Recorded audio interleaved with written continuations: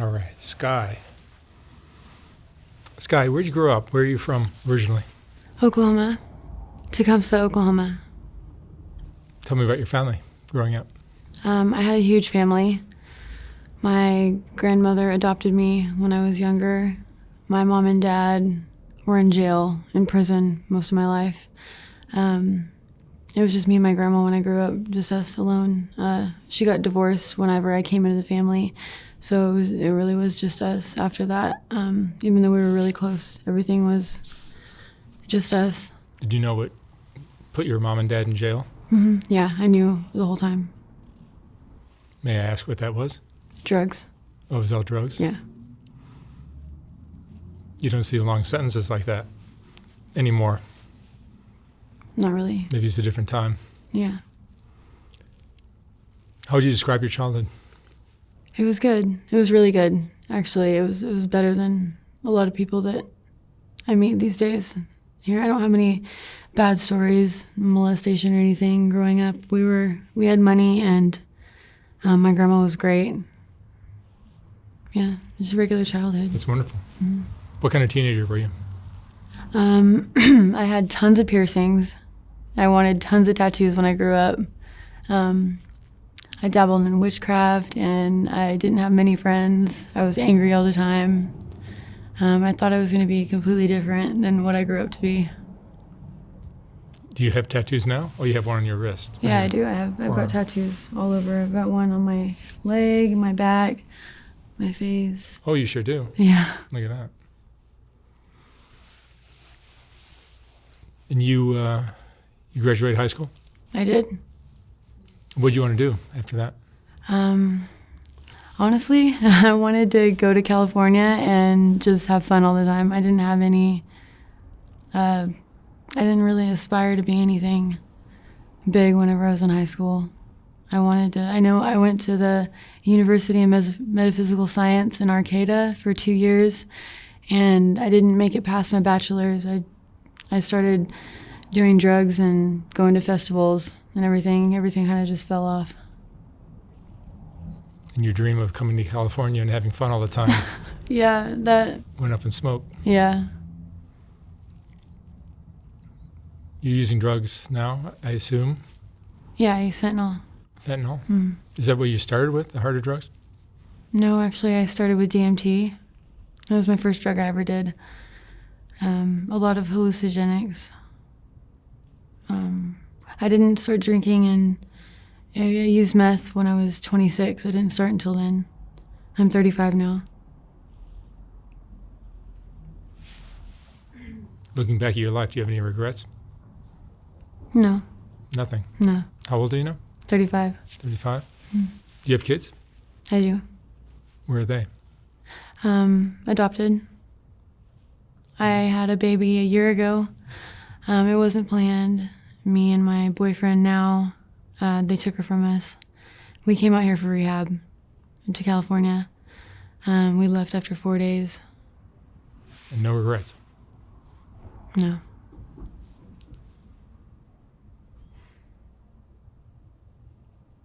And you're living on Skid Row now? No. I've gotten out of Skid Row.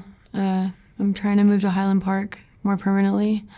We got stuck in MacArthur Park, which may or may not be worse than Skid Row. It's the same thing, basically. Yeah. Mm-hmm. We're trying to get out of there. We kind of separated, me and my boyfriend. We're having problems right now. I'm moving to Highland Park, trying to get away from there, and he's just getting stuck.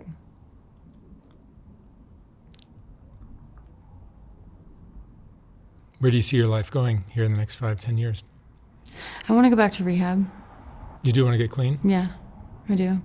Have you tried before?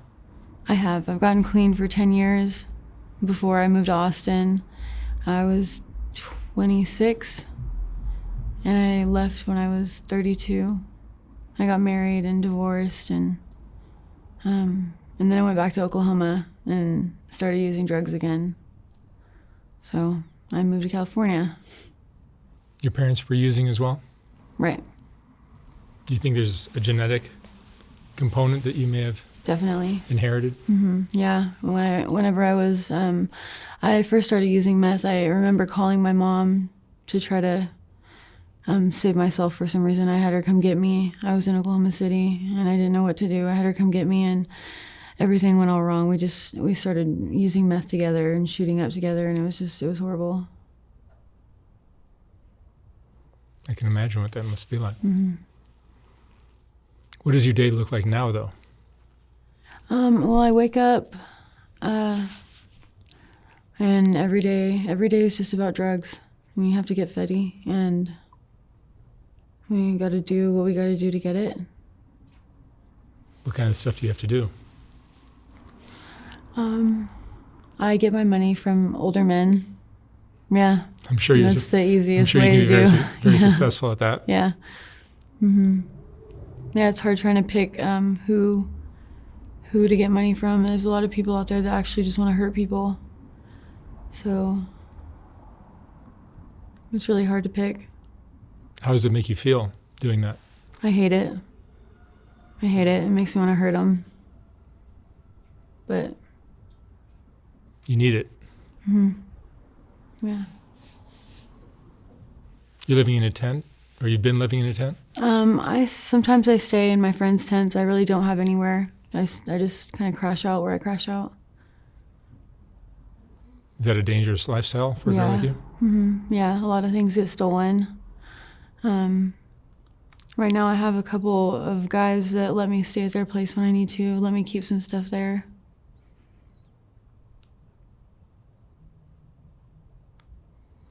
How are your siblings? You have a big family, you said. Yeah, I don't talk to them anymore. You don't? No. They're doing really well, actually, really, really well. My brother, he bought his own business and he lives in Florida now.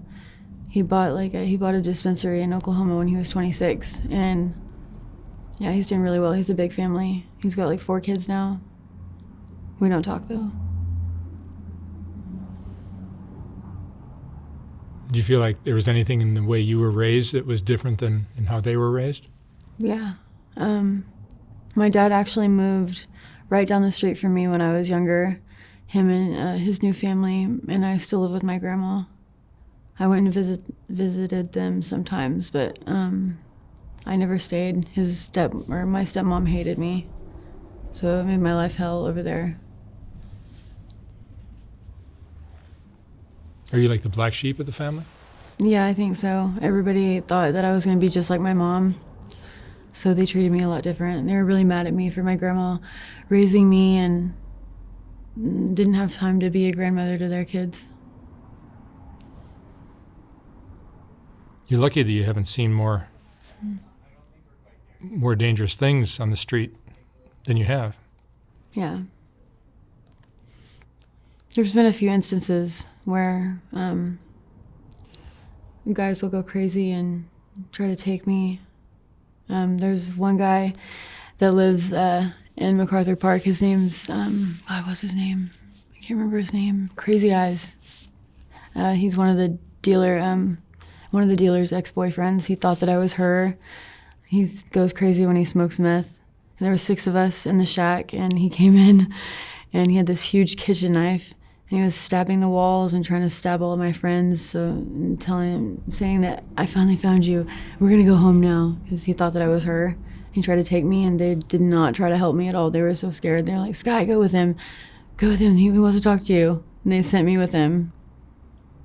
I had to go with him. He wanted to take me back to this dark tent. I just ran when we got there. It was so scary.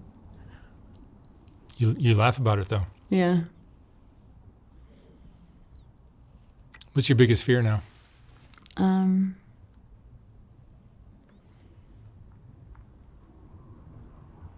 Not getting out of MacArthur Park. You realize there's a very good chance of that. Being one of those crazy girls nobody gives a fuck about. There's very, very few that get out.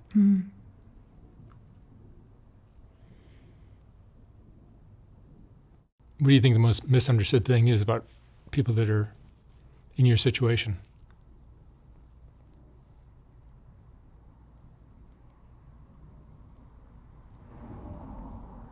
I'm not sure. I don't really have much sympathy for anybody around me, my peers. I think that a lot of the people's ideas about people around me are true. And I think that I'd probably, given the situation I get out, I'd probably feel the same way about them as everybody else. I appreciate your honesty. What would you say is your greatest strength?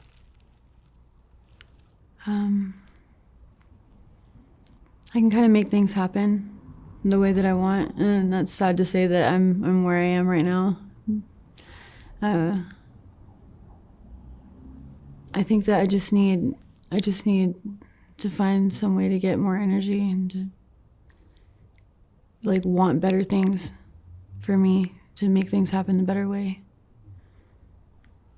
Is manipulating men, is it become an art? Yeah. For you? Mm-hmm. Really? Mm-hmm. What kind of games will you play? Sometimes I do accents. Really? I have different wigs that sometimes they'll walk right by me on the street and not even know it's me. I have a guy looking for me right now. His name's Max. He'll walk right by me on the sidewalk and he won't even know I'm there. And they get crazy. So you wear disguises? Mm-hmm. Yeah. Yeah.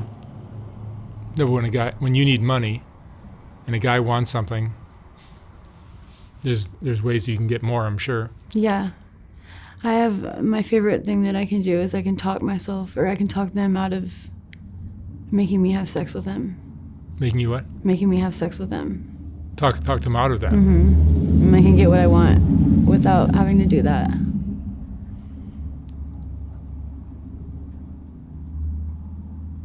Do you have any friends? I do.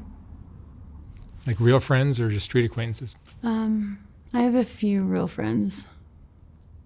I think you know Six. He's one of my real friends. I have two others. I call my boyfriend my real friend too. He's a mess. But they're always there.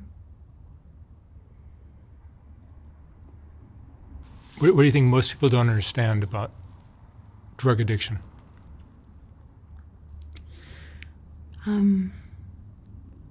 Well, fentanyl mainly is that you just get so sick that you just have to do whatever you can to get well. You just you don't want to be in the middle of the street like shitting on yourself, and that's gonna happen if you don't get well. And like sometimes you just have to do the things that you have to do.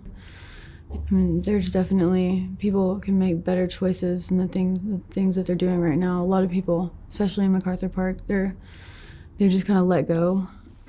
It's like the scariest place I've ever seen. It's like one of those videos in church, and they show the youth group kids like what hell is. It's MacArthur Park. It's crazy. I wish I was in a better place. Do you think your parents were just bad role models for you?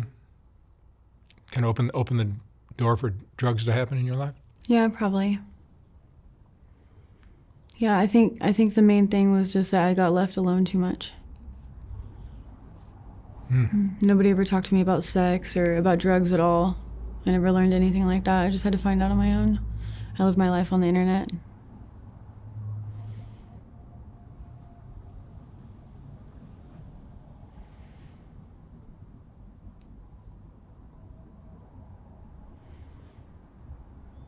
What's been the hardest thing you've had to go through so far?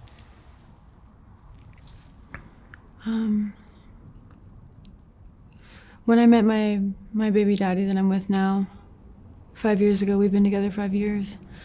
That's when I started doing fentanyl, was when I met him.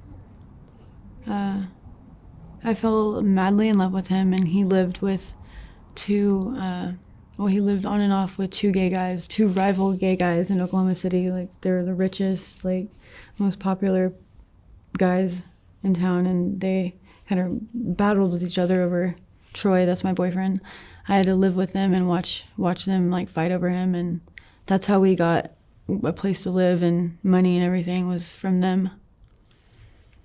And he had to do what he had to do to make sure we had money and everything, and they would take him away from me.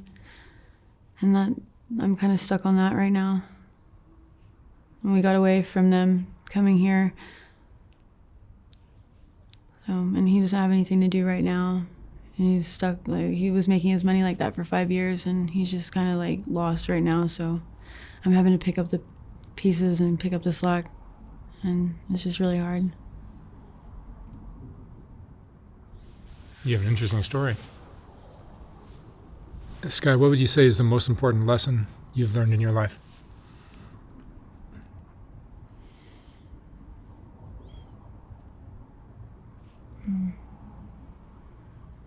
I don't know yet. I don't have that answer yet. If you haven't learned it yet. Sure. No, I haven't learned it. It's all right. Well, thank you so much for sharing your story. And I wish you lots of luck out here. Thank you. Thank you very much.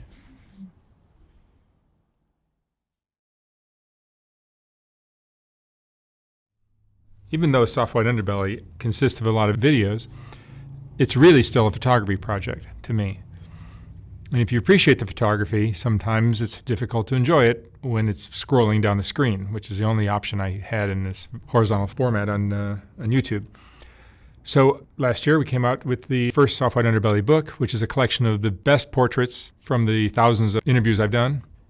Each portrait in this book is accompanied by an interesting quote from the person's interview. Oh my God. There's more. Wow. These aren't as bad as I thought. I look like a witch.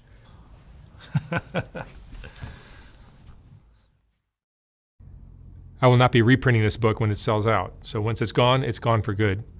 You can order yours at softwhiteunderbelly.org. $125, $150 for a signed copy. And thank you for watching.